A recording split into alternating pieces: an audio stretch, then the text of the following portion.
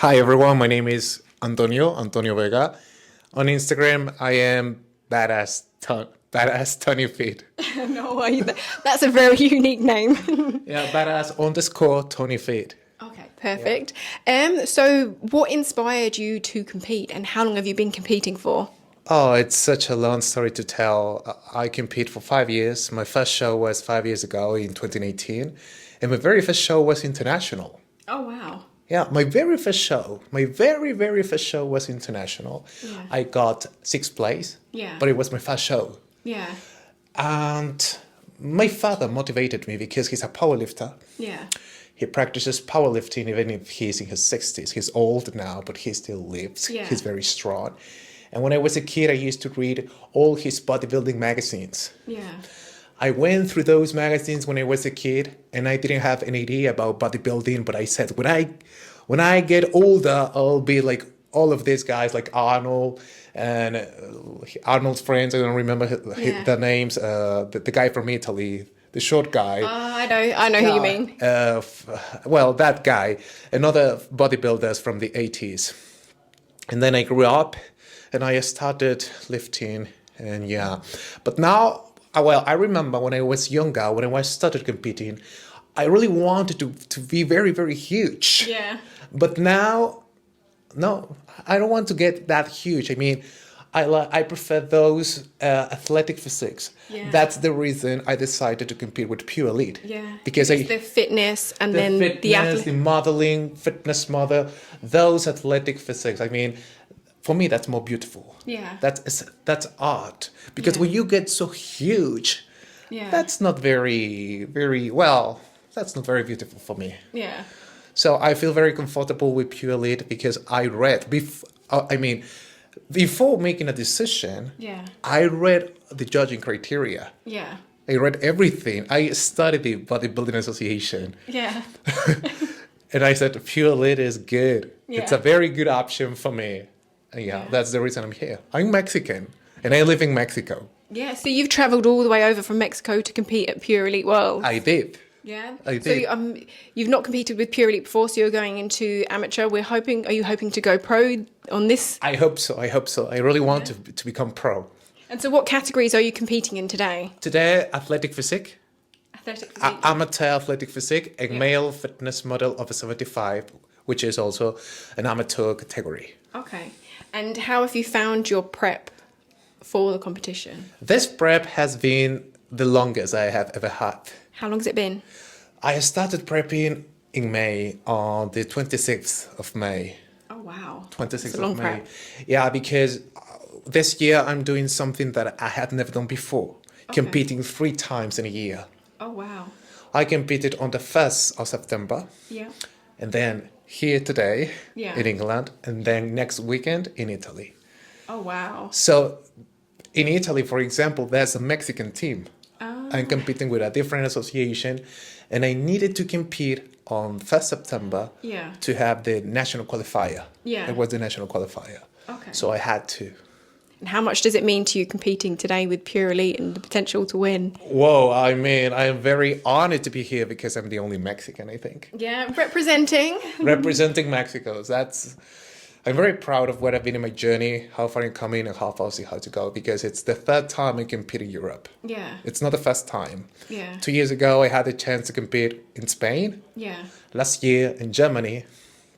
And this year with you in England, in the UK, and in Italy next weekend. So you're quite the jet setter. So in terms of competing, you don't mind travelling around the world. Are we going to see you at somewhere like Pure Elite Korea next year? Well, I mean, I love traveling. Yeah. I love languages. I love bodybuilding. So every time I compete, my 2 passions, which are languages and bodybuilding, are all together. Yeah. Because I compete with people from all over the world. Yeah. And it's amazing to meet people from different countries with different cultural backgrounds. Yeah. That's absolutely beautiful. Yeah. And what was it that made you want to specifically come to the UK? Have you been to the UK before? It's my first time in the UK. How have you found it? What's the weather like? I love the UK. I mean, I love English. I speak English. Well, I speak English well, I think. You do. I think it was a little bit hard for me at the beginning because I learned American English. Yeah. Because you can tell you've got a little bit of a twang. But I'm trying to do my best to have a decent British accent. And I love the UK. I love history. I love art. I love Europe. Yeah. I love Europe. So you've had a short trip for this occasion. Have you managed to do any sightseeing, or have you been very focused on competition? Well, yesterday I went to Warner Bros. Studios to London because Harry Potter. I went. And tomorrow I'm going to London. And maybe I'm going to Oxford too. Oh, I see. But on Monday I need to go to Italy. Yeah. On Monday I have my flight from Heathrow to Venice. Yeah. And how have you found it? Obviously, you've got sort of upcoming shows with sort of food prep. How is that all going? Oh my goodness. This prep is very hard. It's been the hardest and the longest prep I've ever had. Why has it been so hard? First of all, because of the time. It's been the longest. Yeah. I started prepping in May. Yeah. Well, that's the first part. That's the first thing. Secondly, because the training, the workouts are very hard too. But even if it's very hard, I think that I have the best results so far. Okay. Because I could improve my physique in my bodybuilding career. Yeah. Yes, I can see how much I progressed. I can compare my pictures, how I used to look last year, for example, 2 years ago. And I want to thank my coach, my online coach. He's from Spain. Gracias, Maestro Edu, porque sin usted esto no habría sido posible. I have an online coach from Spain. I feel like I'm going to need a translation. What was you saying? I only said that thank you so much, Professor Edu. Yeah. Edu is his name, Eduardo.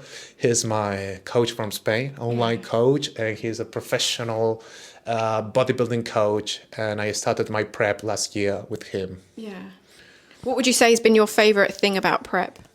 My favorite thing? Yeah. The results. Yeah. The results, how I look. Because, for example, in the bulking season is important too because, well, you get all the food. you feel strong and you get big, you gain lean muscle mass, but even if you have a clean bulking, you don't look so shredded. And I don't like bulking. That's the reason I don't like bulking. Yeah. And cutting the on season, because you have the abs, you have those veins, you have that shredded look. Yeah. I really like it. And what would you say has been your worst part of prep? The worst. Oh my goodness. Maybe, but I'm not really sure. Athletes usually get angry very easily. Yeah. And that's maybe the worst part about bodybuilding, Yeah. Has that been in the last few weeks of sort of prep leading up to the show? The last few months, actually. For example, I broke up with my ex. I used to have a relationship with someone, and I decided to finish, for example. Yeah. And did you think that was like a spur of the moment thing? Is that something that you think, oh, maybe? No. Yeah? No. It's made you more decisive, perhaps? Yeah, because bodybuilding has taught me something. Yeah. Commitment. Yeah. Commitment. And if you want to be successful, you need to... There are too many sacrifices. Yeah. No parties, sometimes not fun, because you really need to focus on what you want. Yeah. And this is what I want. Yeah. Because it's not easy. For example, I've met many athletes. Right now, they're from different parts of the UK, from different countries, from Europe. For them, it's easier to come here. Yeah. But for someone like me, who comes from Mexico, it's not very common, I think. Yeah. And do you have any sort of, before a show day, do you have certain rituals that you do? Like, do you listen to music, or is there certain things that you do leading up to stepping on stage? I think the best ritual or the best therapy is believing in yourself. Yeah. That's the best thing I could ever do. Once I started believing in myself, I became fearless, limitless, badass. That's the reason I have that nickname on social media, because I'm badass. So do you visualize yourself on stage, getting the trophy, that kind of thing? And even if I don't get first place, Yeah. that doesn't mean I'm a winner. Yeah. I'm a winner. I'm a champion because I had the courage and determination to do this. Yeah. Very, very, very true. Yeah, yeah, because, well, everyone wants to get first place, of Yeah. course, everyone. But even if I don't get first place, I know I did my best. Yeah. I know I'm better than yesterday. Yeah. I know I could make it because I visualize it. I said, okay, in November, I'm traveling to the UK. Yeah. And I set this goal in June, Yeah. imagine. And That's a lot of visualization. I want to do it. I want to do it. I want to do it. And I did it. I'm here. Yeah. And how are you hoping things to go? Obviously, we're going to have a catch up after, sort of later on, once towards the end of the show, and hopefully you're going to have some trophies in your hands. Yes. and I want to become pro. Yeah. So to win that pro card is the goal. Yeah, that's like the main goal. Yeah. It's difficult, but the more difficult your goals are, the more satisfied you'll be once you achieve all your goals. That's very true. One thing I always like to ask people is the importance of like posing. How far out have you started posing practice, that kind of thing? I started, well, the first time I competed, I had private lessons, Yeah. private posing lessons because Yeah. I didn't know anything about bodybuilding. And then the second year too, the third year too, and now, well, for 2 years I practice by myself. Yeah. I've been watching videos and I've been competing since 2018, 2020, 2021. Even if there was the pandemic, the coronavirus pandemic, I also competed in my country. Yeah. So even if there was a global pandemic, Yeah. coronavirus never stopped me. Nothing's stopping you. No. For example, this year, my grandmother died. She passed away. She had Sorry to hear cancer. that. She died in August Yeah. this year. And I'm telling you this because no one in my family speaks English. Yeah. So I'm really sorry she died. I was sad, but Yeah. I went to the gym that day. Yeah. So was she essentially your motivation to sort of keep going and Yeah, I sort needed to keep going. achieve your dreams? It was horrible. She had cancer. Yeah. But even if she died, I went to the gym. Yeah. Because Did it become your therapy where when you were feeling upset, you'd go to... Exactly. Because another reason I love bodybuilding is that bodybuilding and fitness saved my life. Yeah. It saved my life from darkness. Yeah.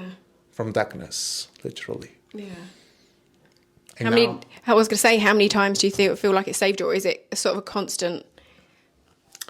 Again, please, can you repeat? Is it a constant feeling of it's constantly helping you? Is it like a therapy to have these goals and go to the gym? It's a therapy, it's a therapy, the results, everything. Yeah, because sometimes I'm not motivated all the time. Yeah. So when I'm not motivated, I need to be determined. Yeah. I need to be disciplined. Yeah. Discipline makes the difference. Yeah. Our conversation has come completely off topic because we were talking about posing and things like that. Like how far you've prepped for posing, and then also, do you have a favourite pose that you like to do that you think, oh my god, yes, this is my pose, I look good? For example, Can you show us? One of my favorite bodybuilding poses is mandatory bodybuilding poses is abs and thighs.